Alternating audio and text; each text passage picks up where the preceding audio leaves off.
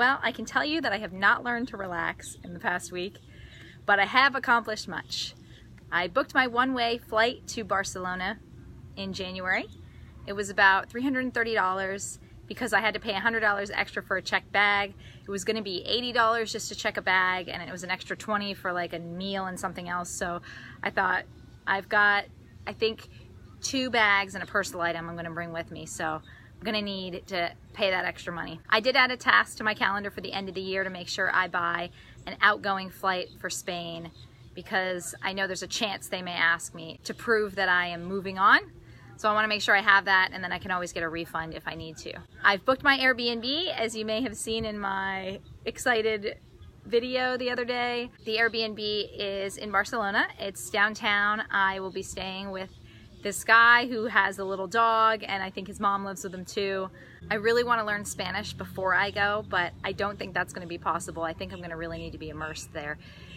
Luckily, this gentleman whose place I'm staying speaks Spanish, so he'll be able to help me out for that first, since it's my first stop in Europe. I've also already started looking into Barcelona and areas to visit so I can get excited, because the last couple of days I've just been nervous. You know, you book your flight, you book your hotel, and then you're wondering if it's going to be really difficult and what's going to happen when you get there, all those worries that you have, especially solo traveling. So now I'm getting excited because I'm seeing different parks I want to visit, and there's architects over there I want to see, and there's museums.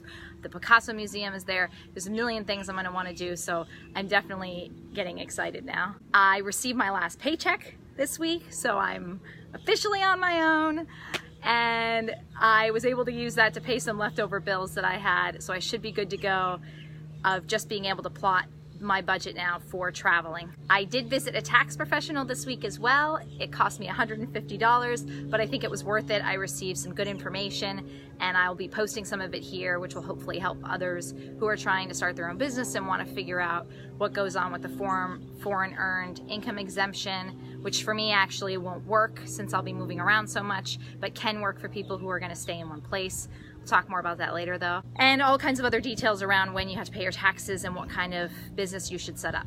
So I learned a lot there, worth the money. I am going to be calling my retirement accounts this week. Before I go on travel, my old retirement account was through kind of a no-name company, and I want to make sure that I transfer it over to my bank if it makes sense. So I got to do some research, so I'm not being charged ridiculous fees when I'm not putting any new money into it, at least for the foreseeable future. I've been practicing piano at least an hour a day, every single day, and I've decided that I'm going to change my videos to be just once a week on my progress instead of twice a week, because it turns out obviously it takes a while to get good at something, and you'll probably get bored with seeing me hammer on the keys the same way every time. So I'm going to be doing those once a week. I've also been practicing Spanish, only about 15 to 30 minutes a day. I like doing the piano a lot more than trying to figure out a foreign language when I don't live amongst people that speak the language. However, my father speaks a little Spanish, so we're going to switch gears a little, and he's going to help me with phrasing. I think that'll be most important when I get there. Where's the bathroom? How much does this cost? How do I get to such and such a place? So we're going to switch gears and start focusing on those language specifics first. I've also been walking 5 days a week with my mother.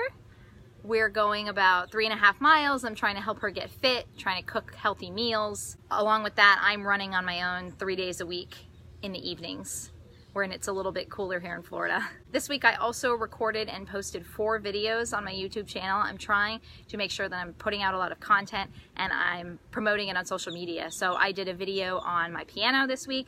I did a lesson on healthcare, which I think folks have given me good feedback on and have found helpful. So take a look at that and let me know what you think. I also added a fun welcome video to the channel so people can see what the channel is supposed to be about. And of course I'm recording my sort of weekly diary video right now. Once I'm traveling, I think I'll be recording more videos per week.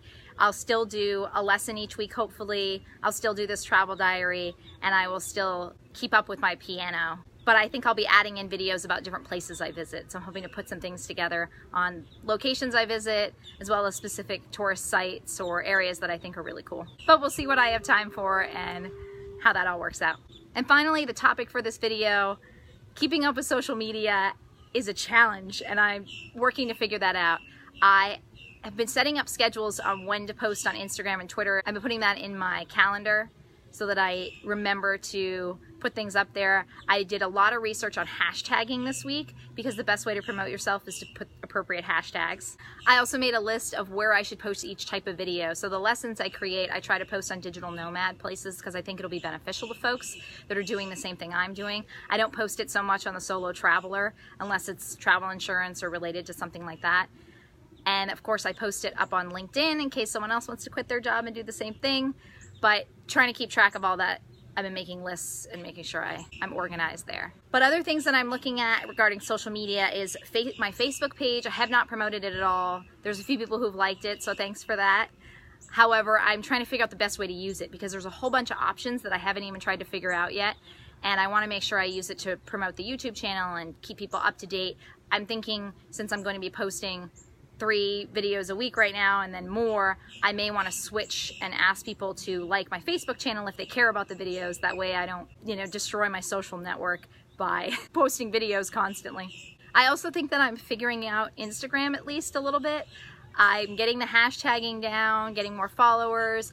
I'm fortunate, some of the Facebook groups I'm in, people will post threads where they'll ask each other, hey, what are your Instagram handles, or what's your Twitter handle, or what's your YouTube channel? And that way everybody can kind of follow each other, and a lot of us are traveling or we're digital nomads, so we have similar content and similar interests, and that is very helpful for getting myself out there. And last thing is that I'm finding Twitter to be rough. Instagram, getting followers has been relatively easy. I have not figured out the exact proper ways to hashtag and get your name out on Twitter. I think the problem with Twitter is it's expected that you're going to be a lot more interactive. So it's expected that you're going to have conversations with people on Twitter, and honestly, with all the other things going on, I just don't have time. So we'll have to see how well I can manage Twitter, or if I'll need to have someone help me with Twitter management.